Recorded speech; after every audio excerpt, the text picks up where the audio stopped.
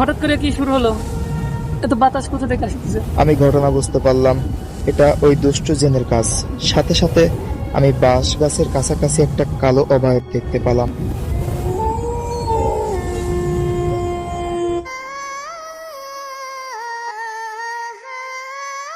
মামার দোকান থেকে 5 মিনিট হাঁটার পর অনেক বড় একটা কবরস্থান পড়ে। সেই কবরস্থানের সামনে দিয়ে আসার সময় দেখতাম কবরস্থানের মাঝে যে গাছটা আছে সেখানে সাদা কাপড় পরিহিত কেউ দাঁড়িয়ে আছে। খুব উজ্জ্বল ভাবে তার শরীর থেকে আলো বের হতো, কিন্তু তার চেহারা তেমন ভালোভাবে দেখা যেত না। আমি প্রতিদিনই ভয়ে সেই কবরস্থানের পাশ দিয়ে যাওয়া আসা করতাম। সাদা কাপড় পরিহিত লোকটা আমার দিকে হাত বাড়াতো, কিন্তু আমার থেকে অল্প কিছু দূরে এসেই তার হাত থেমে যেত, আমাকে আর ধরতে পারতো না। তখন রাস্তায় কোনো লোক থাকলে তাদেরকে ডেকে দেখাতাম, কিন্তু কেউ কিছুই দেখতো না, উল্টো আমাকে পাগল বলতে লাগলো। কিন্তু আমি ভিতরে ভিতরে খুব ভয় পেতে লাগলাম। এরপর একদিন মনে মনে সাহস সঞ্চয় করে আমাদের এলাকার মসজিদের ইমামের কাছে গেলাম। উনি আমাকে দেখে বললেন, কিরে, শুনলাম আজকাল তুই পাগলের মতন আচরণ করে শুরু করছিস। আসলে আপনাকে কি বলবো, তাহলে ঘটনাটা খুলেই বলি। আমি আর কি মামার দোকান থেকে আসার সময় যে একটা কবরস্থান পড়ে না, ওইখান দিয়ে আসার সময় একটা সাদা কাপড় পরা অনেক লম্বা একটা যে অবয়ব কিছু আর কি দাঁড়িয়ে থাকে, আমাকে আর কি ছোঁয়ার চেষ্টা করে।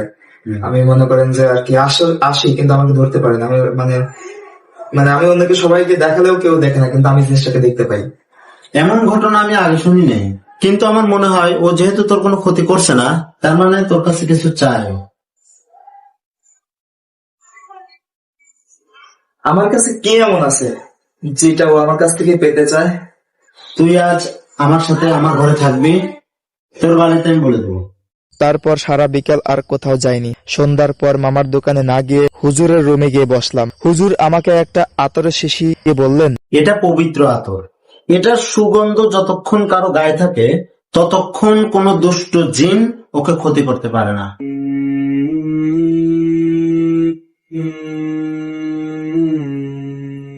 আমি আতরটা গায়ে মাখলাম। আজ রাত 12টার সময় তুই আর আমি ওই কবরস্থানে যাব। কবরস্থানে রাত 12টায়? আমার পক্ষে সম্ভব না, আমার ভয় করে। কোনো সমস্যা হবে না, আল্লাহর উপর ভরসা রাখ। রাতের খাবার হুজুরের সাথে শেষ করে কিছুক্ষণ বিশ্রাম নিলাম। তারপর দুজনে কবরস্থানের উদ্দেশ্যে যাত্রা শুরু করলাম।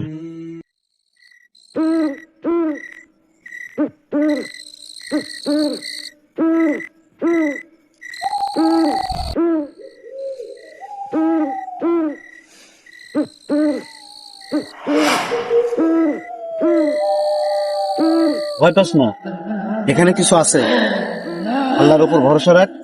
আজকাল কিছু করতে করতে চল আমার সাথে। আনুমানিক 7-8 মিনিট লাগলো। সেখানে যাওয়ার সাথে সাথে একটা ঠান্ডা বাতাস আমার দুজনেরই গায়ের লোম দাঁড়িয়ে গেল।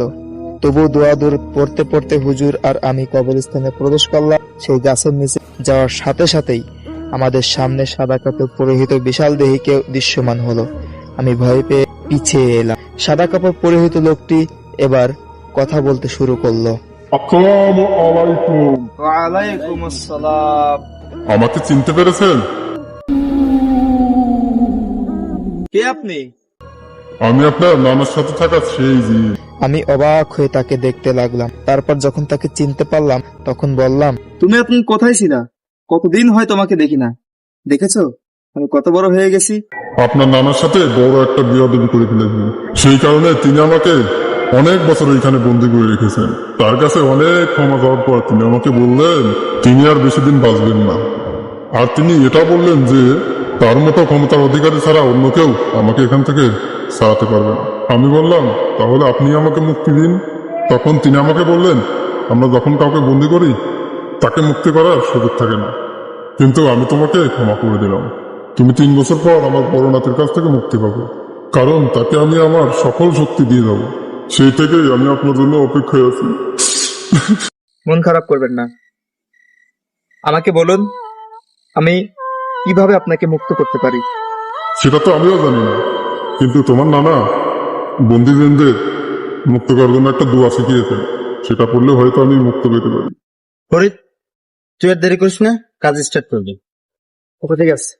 আউযু বিল্লাহি মিনাশ শাইতানির রাজিম। বিসমিল্লাহির রহমানির রহিম। আমি দেরি না করে সেই গাছের চারপাশে ঘুরতে লাগলাম এবং সেই দোয়া পড়তে লাগলাম। 7 বার পরে আমি যখন তার শরীরে ফুঁক দিলাম, তখন সে আমাকে বলল, সাদাকাল্লাহুল আলিয়্যুল আযীম।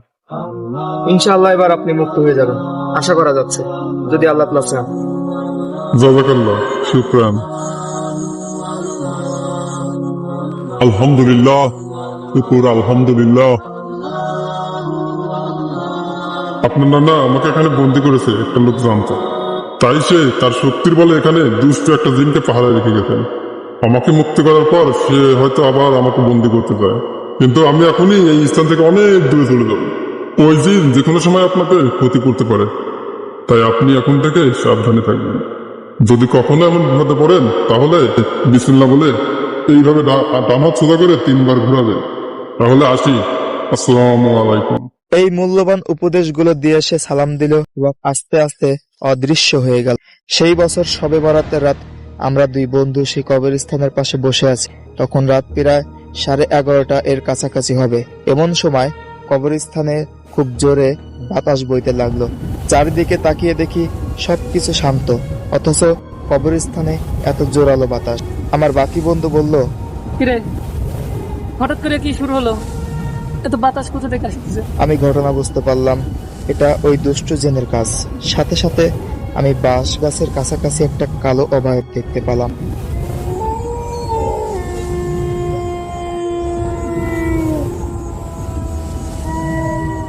তাড়াতাড়ি ডান হাত সোজা করে বিসমিল্লাহ বলে 3 বার ঘোরালাম। আমি 3 বার ঘোরার সময় 3 বারই ঠাস ঠাস ঠাস শব্দ হচ্ছিল। ঘোরা শেষ হওয়ার সাথে সাথেই আবার সবকিছু স্বাভাবিক হয়ে এলো, আর আমি হঠাৎ করেই অজ্ঞান হয়ে যেতে লাগলাম।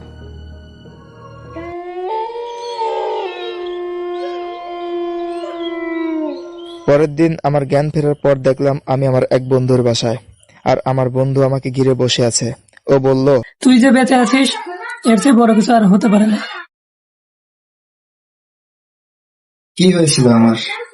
এসব তোর জানার দরকার নাই, কিন্তু এটা সত্যি যে তোর কারণে আমি নিজ চোখে কালকে জিন দেখলাম। আমি আর কিছু বললাম না, শুধু নিজের শরীরে ক্লান্তি অনুভব করছিলাম। আস্তে আস্তে আবার ঘুমিয়ে পড়লাম।